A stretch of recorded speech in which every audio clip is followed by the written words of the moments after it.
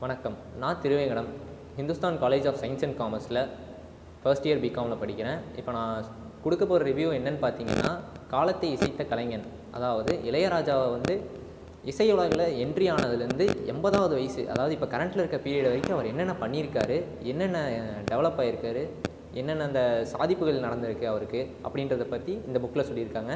இந்த புக்கு எழுதுனது யாருன்னு பார்த்தீங்கன்னா ஜி. குப்புசாமின்றவர் எழுதியிருக்காரு. இந்த இந்த புக்கு வந்து 2022 ஜூலை மாதத்தில் வெளியாயிருக்கு. அதாவது 2022 ஜூலை மாதத்தில் வெளியீட்டு பண்ணியிருக்காங்க. இந்த புக்கில் வந்து பார்த்திங்கன்னா இவர் 3 பாகங்கள் கொடுத்துருக்காரு. அந்த 3 பாகங்களில் பார்த்திங்கன்னா முதல் பாகம் வந்து முன்னுரையில் கொடுத்துருக்காரு. அது என்ன தலைப்புன்னு பார்த்திங்கன்னா 60 நிமிட அற்புதம்.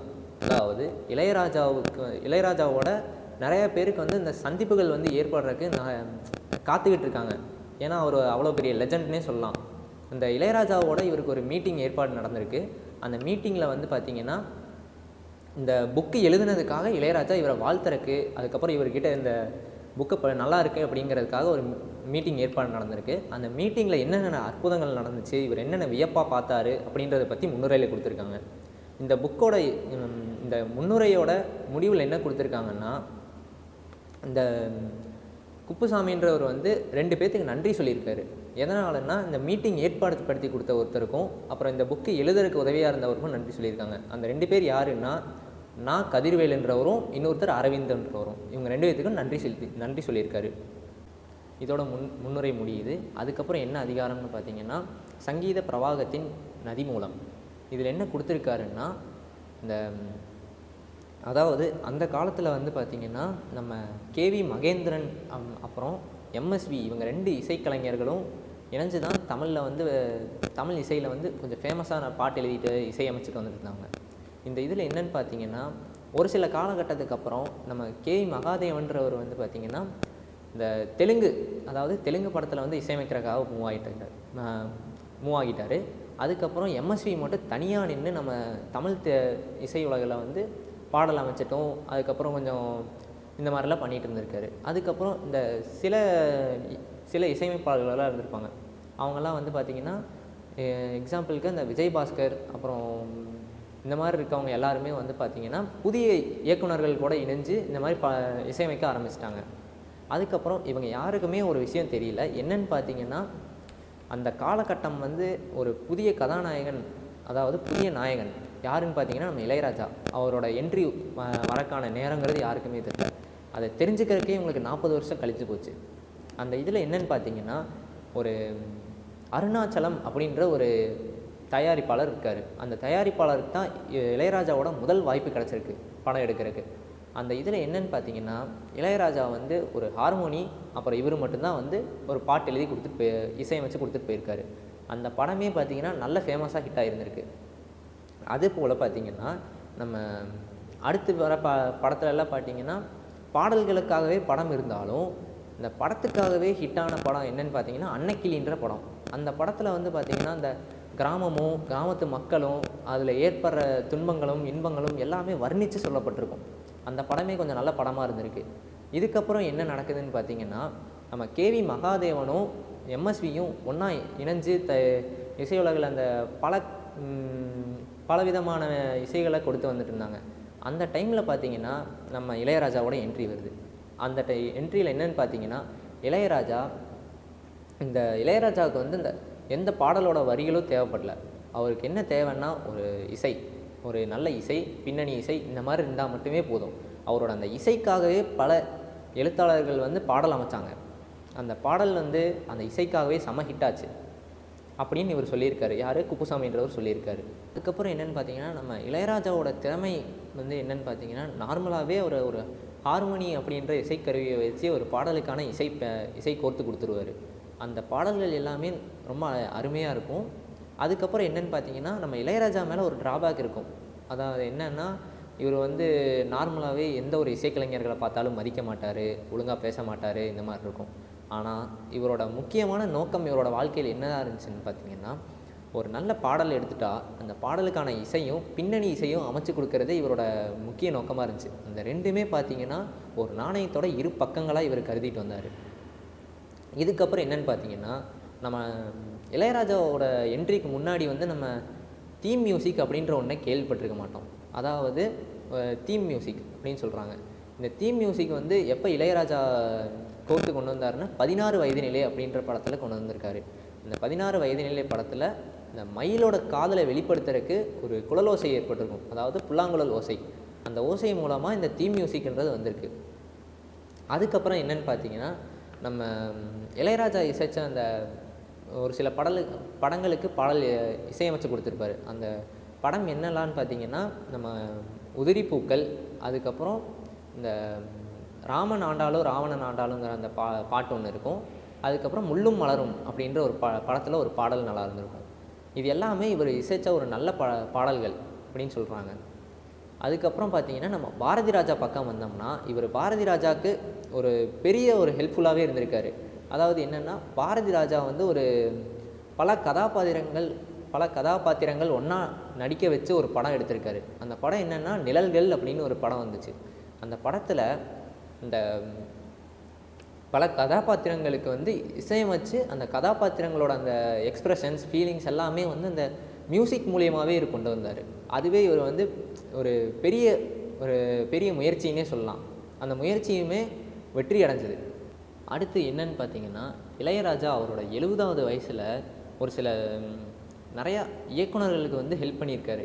என்ன மாதிரி ஹெல்ப்புன்னு பார்த்தீங்கன்னா, அந்த ஒரு சில திரைப்படங்கள் எடுக்கும்போது அந்த ஒரு சில கதாபாத்திரங்களுக்கு வந்து வாய்ஸ் ஓவர் கொடுப்பாங்க. அந்த வாய்ஸ் ஓவரே தேவையில்லாதபடி இவர் அந்த கதாபாத்திரங்களோட ஃபீலிங்ஸு, எக்ஸ்ப்ரெஷன் இதெல்லாம் வந்து எக்ஸ்ப்ரெஸ் பண்ணுறதுக்காக இசையமைச்சு கொடுத்துருவார். அந்த இசை மூலமாகவே இந்த கதாபாத்திரம் என்ன ஃபீலிங்கில் இருக்குது, என்ன சொல்ல வராங்க அப்படின்றது நமக்கு புரிஞ்சிடும், அதாவது ஆடியன்ஸுக்கு புரிஞ்சிடும் அப்படின்னு சொல்கிறாரு. இதுக்கப்புறம் இவர் குப்புசாமின்றவருக்கு வந்து இளையராஜாவோட 75லேருந்து 80வது வயசு வரைக்கும் இவர் எடுத்த பாடல்கள் எல்லாமே கொஞ்சம் சுமாரான பாடல்கள் அப்படின்ற மாதிரி ஃபீல் ஆகும். யாருக்குன்னா இவருக்கு மட்டும் தனிப்பட்ட இது இவரோட ஒரு கருத்து. அதுக்கப்புறம் இவரோட 80லேருந்து 85வது வயசு வரைக்கும் இவரோட உச்சகட்டமாக வெற்றி அடைஞ்ச காலம்னு சொல்லலாம். ஏன்னா ஒரு சில இந்த இந்த முதல் மரியாதை, அப்புறம் இந்த முதல் மரியாதையும் மண் வாசனை அப்படின்ற படத்தில் இருந்த பாடலை விட இந்த 80லேருந்து 85வது வயசு வரைக்கும் இவர் ஏற்றிய அந்த கிராமத்து பாடல்கள் எல்லாமே இவருக்குன்னு ஒரு தனி சிக்னேச்சர் பாடல்களாக இருந்திருக்கு. அதுக்கப்புறம் என்னென்னு பார்த்தீங்கன்னா, நம்ம இளையராஜாவுக்கு வந்து ஒரு தனி திறமை ஒன்று இருக்குது. அதாவது ஒரு சில நிறையாவோட இசை கலைஞர்கள் பார்த்திங்கன்னா, அந்த கோரஸ் சிங்கிங், அதாவது கோரஸாக பாடுவாங்கள்ல, கூட்டமாக நின்று எல்லாருமே கோரஸாக ஒரு பாடல்கள் பாடி அதை ஒரு அமைப்பாக கொண்டு வருவாங்க. அந்த அமைப்பு வந்து ஒரு சில கலைஞர்களுக்கு வராது. ஆனால் இளையராஜா வந்து அதில் ஒரு தேர்ச்சி பெற்றவராக இருந்திருக்காரு. அந்த பல பாடல்களுக்கு கோரஸ் சிங்கிங் அதை கொண்டு வந்து அதுலேயும் வெற்றி அடைஞ்சிருக்காரு. குறிப்பாக என்னென்னு பார்த்தீங்கன்னா, இளையராஜா ஆண்களை வந்து இந்த கோரஸ் சிங்கிங்க்கு பயன்படுத்த மாட்டாராம், பெண்களை மட்டுமே பயன்படுத்திட்டு வந்தார். ஏன்னா அவருக்கு வந்து ஒரு நம்பிக்கை இருந்திருக்கு, பெண்களோட குரல் வந்து அந்த பாடல்களுக்கு ஏற்ற மாதிரி நம்ம வடிவமைச்சிக்கலாம், கரெக்டாக கொண்டு போய்க்கலாம் அப்படின்னு ஒரு நம்பிட்டு இருந்தார். அதுக்கப்புறம் என்னென்னு பார்த்தீங்கன்னா, நம்ம இளையராஜா வந்து மோஸ்ட் ஆஃப் த டைம் இந்த ஹார்மோனி வச்சு இந்த சிங்கிங் இதெல்லாம் ட்ரை பண்ணிட்டு வந்தார். அதெல்லாமே ஒரு நோட்ஸ் மாதிரி எடுத்து வச்சுட்டு இருந்ததே கொஞ்சம் ஹிட்டாக ஆரம்பிச்சிருச்சு. அடுத்து இப்போ நம்ம இந்த புத்தகத்தோட கடைசி பாகத்துக்கு வருவோம். இதில் என்ன ஒரு தலைப்புன்னு பார்த்தீங்கன்னா, உயிர் காக்கும் சங்கீதம். அதாவது இளையராஜாவோட பாடல்கள் வந்து ஒரு சிலருக்கு வந்து நல்ல ஹார்ட் டச்சிங்காக, கொஞ்சம் ஆள் மனசில் பதிஞ்சு நல்ல புத்துணர்ச்சி ஏற்படுத்துகிற பாடல்கள் மாதிரி அமைஞ்சிருக்கும். இதுக்கு எடுத்துக்காட்டு என்னன்னு சொல்லலான்னு பார்த்தீங்கன்னா, இப்போ நானே இளையராஜாவோட ஃபேன். அந்த ஃபேனில் பார்த்தீங்கன்னா அந்த ரசிகர்னே சொல்லலாம். இன்னொரு ரசிகர்கிட்ட போய் நான் இளையராஜாவோட ரசிகன் அப்படின்னு சொன்னால், அவனும் ரசிகராக இருந்தாங்கன்னா அவங்களும் நம்மக்கிட்ட கொஞ்சம் இளையராஜாவோட நான் தான் மிகப்பெரிய ரசிகன், இளையராஜாவுக்கே இந்த உலகத்திலேயே முதல் ரசிகன் பார்த்தீங்கன்னா ஒருத்தர் மட்டும்தான், அவர் தான் முன்னோடியாக இருந்தவர் அப்படின்னு சொல்கிறாங்க. அது யாருன்னு கேட்டோம்னா அவங்களும் நான் தான்பாங்க.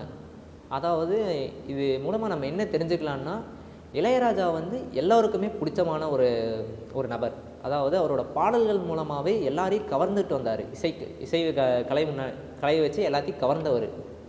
அந்த பாடல்களில் பார்த்திங்கன்னா, நம்ம இளையராஜாவோட பல இசைகள் வந்து பல உயிர்களை காப்பாற்றிருக்கு அப்படின்னு கூட சொல்லலாம்.